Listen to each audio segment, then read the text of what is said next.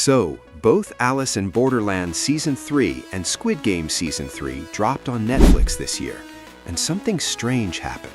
Fans noticed way too many similarities between them, from pregnant contestants and babies being counted as players to global expansion teases. Both shows suddenly feel like they're much more alike. But is it just a coincidence? Or did Alice in Borderland actually copy Squid Game's Season 3 formula? Let's break down every shocking similarity, and then we'll talk about whether it's inspiration, influence, or straight-up imitation. Let's start with the one thing that blew everyone's mind. Both shows suddenly introduce a pregnant woman forced to play in the deadly games. In Squid Game Season 3, we meet Joon-hee, who's expecting a baby but still dragged into the chaos.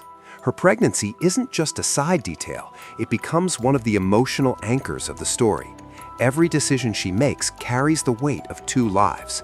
And in Alice in Borderland Season 3, Usagi turns out to be pregnant too, though it's revealed gradually after some episodes. But it doesn't stop there. Now here's where it becomes almost identical to one level darker. They actually treat the baby as part of the game.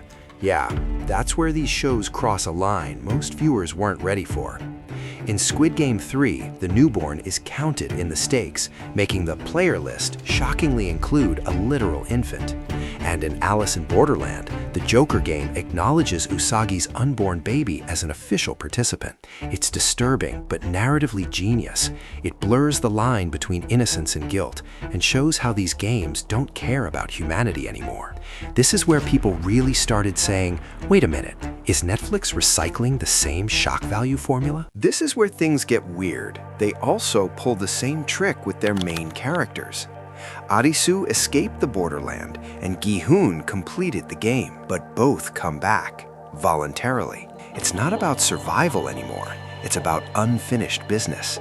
Both characters realize that escaping doesn't fix the world, and that the real fight begins once you've seen the truth. Both shows even open their new seasons showing these characters living normal lives before being sucked right back into their trauma.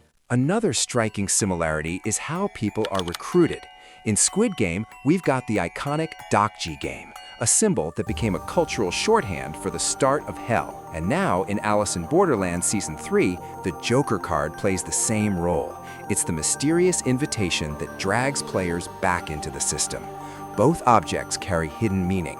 Both represent the point of no return, and both perfectly summarize how the game spread silently through symbols. And this one's big. Both shows end with international expansion hints. In Squid Game 3, we see recruitment happening beyond Korea. The show teases that the game might be going global. And Alice in Borderland does the same, as the finale of the Season 3 ends with a cut to Los Angeles, showing a woman named Alice in a cafe. It's a direct tease that the Borderland games are spreading to the US, just like Squid Game did months earlier. Coincidence? Maybe. But it's definitely a pattern, and one that feels too Netflix planned to ignore. At their heart, both shows are about human desperation, how far people go when their world collapses. But Season 3 takes it further. Now it's not just about greed or survival, but about legacy and morality. Both Joon-hee and Usagi represent a new generation. The question is, what kind of world are they bringing their children into? So, did Alice in Borderland 3 copy Squid Game 3? The internet is split, as both the series have a huge fan base. But to point out the facts that Alice in Borderland Season 2 concludes with Arisu and Usagi returning to the real world as the manga ends. But the Netflix series continues into Season 3, which is not based on the original manga, but rather uses the manga's ending to create an original storyline for the show. So maybe they took some inspiration from Squid Games, or Netflix had already planned this global expansion for both series during the production of their third seasons, as both are globally hit. So what do you think? Did Alice in Borderland take a little too much inspiration from Squid Game? Or is it just a coincidence? Comment copy if you think Alice took inspiration, or coincidence if you think this was planned all along. And don't forget to subscribe and share the video.